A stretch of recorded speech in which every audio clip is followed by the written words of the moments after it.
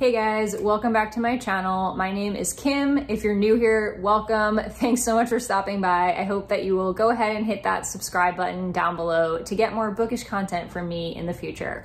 So today I am here to do some 5-star predictions.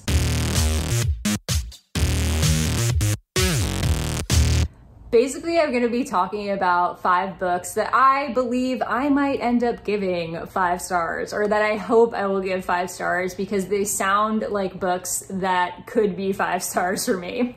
I'm not explaining this well. People have done it before. I didn't make this up, so I'm sure you're familiar with the concept.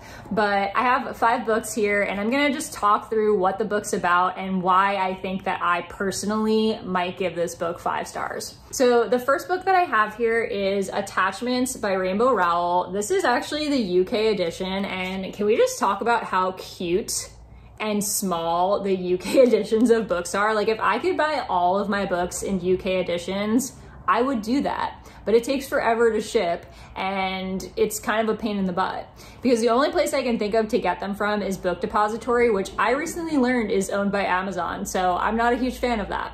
Anyways, this is I think the only Rainbow Rowell book that I have not read, with the exception of her graphic novel Runaways series, because to be honest, I just don't have any interest in that. But I think this is the only like soul book by her, like novel type book by her, that I haven't gotten to. And I've given every other book I've read by her 4 or 5 stars. So like, it's a pretty good guess that I will probably give this at least 4 stars, if not 5 stars. I have heard from some people recently on BookTube that this book is a bit problematic. People were also saying that Eleanor and Park is problematic.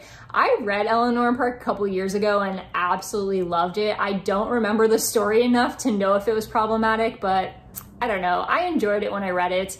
I'm gonna go ahead and not ruin that experience for myself by digging in and trying to figure out the problems with the story, and just let it be a 5-star book that I remember fondly.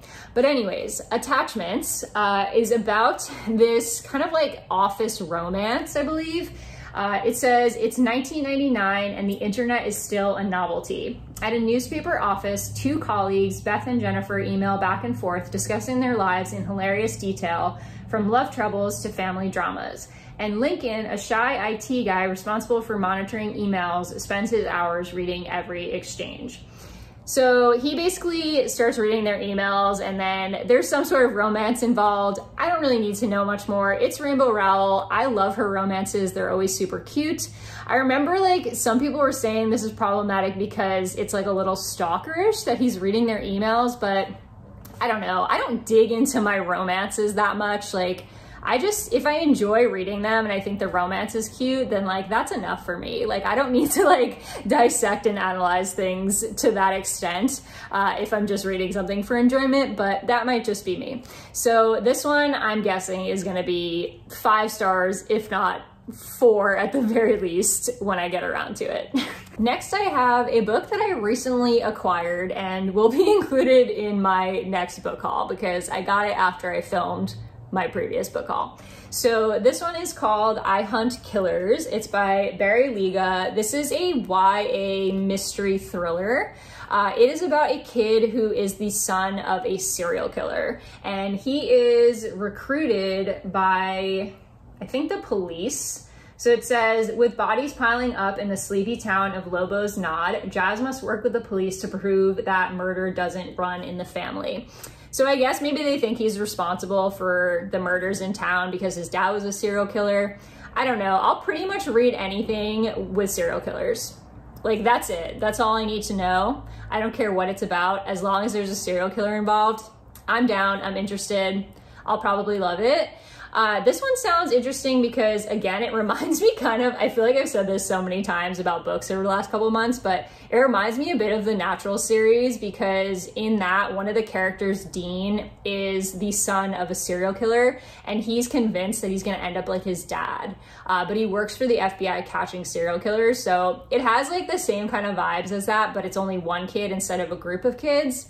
I don't know. I think this could very easily potentially be a 5-star book for me. Next, I have one that has a pretty similar concept, but I think this one, from what I've heard, has a hint of fantasy element to it. There is some element of the supernatural, but this one is called Name of the Star by Maureen Johnson. I think this is a bit older. I think it might be like an early 2000s YA. Yes, this came out in 2011. So this is an earlier 2000s YA, which I don't know, I still like those. I've read quite a few of them and still enjoyed them, even reading them like now. So I don't know, that doesn't affect me. I know some people feel like, oh, it's early 2010s YA, it's not as good. Maybe that's true, but I think there are some gems that are still worth reading. So I also think this might be a 5-star book because it's by Maureen Johnson, and I love her Truly Devious series. And although I didn't give any of those books a full 5 stars, they all got 4 stars, and I feel like she's a solid writer, and I will easily like anything else that I read by her. This one is about a serial killer, and again, serial killers. This one says, Louisiana teenager Rory DeVoe arrives in London to start a new life at boarding school, just as a series of brutal murders mimicking the horrific Jack the Ripper killing spree more than a century ago has broken out across the city. The police are left with few leads and no witnesses, except one. Rory spotted the man believed to be the prime suspect, but she is the only one who saw him, the only one who can see him. So I think that Rory has some sort of supernatural ability, if I'm reading this correctly, and she uses it to try to catch the serial killer. Again, teenagers catching serial killers, like, easy sell for me. I don't know why, but I just love books about this. So I think the combination of it being an author that I've previously enjoyed and a concept that I pretty much always enjoy could make this a potential 5-star. Next is, don't worry, not another book about serial killers, but a horror book. And so this is Kill Creek by Scott Thomas. I think I've talked about this a few times on my channel because I keep planning to read it and then not reading it, but that's kind of stupid because honestly, I think this could easily be a 5-star book for me. The concept just sounds really appealing, and it's things that I typically enjoy in books. So this is about 4 horror writers that go to this haunted house, this like notoriously haunted house, as a publicity stunt. They're gonna spend Halloween night there, but shocker, it turns out it's really haunted. This sounded like something I was gonna like to begin with, but then I heard like a lot of really great reviews, and so now I'm even more confident that this is gonna be something I like because it's combining writers and haunted houses, and I love both of those things. So, I mean, this seems like an easy 5-star. And lastly, I have another mystery book. This one's an adult mystery, and that is The Broken Girls by Simone St. James. I have never read anything by this author, but I have several of her books on my want to read shelf on Goodreads, and I think I actually own one other of her books that I haven't gotten to yet. But this one sounds right up my alley. It combines lots of things that I really enjoy. So this has parallel timelines. In the 1950s in Vermont, there was this private school named Idlewild Hall. It was supposed to be haunted. There are 4 roommates that are experiencing living there. And then in the future, in current times, or 2014, close to current times, a woman whose older sister was killed and left, her body was left by Idlewild Hall, is investigating the murder. She's a journalist.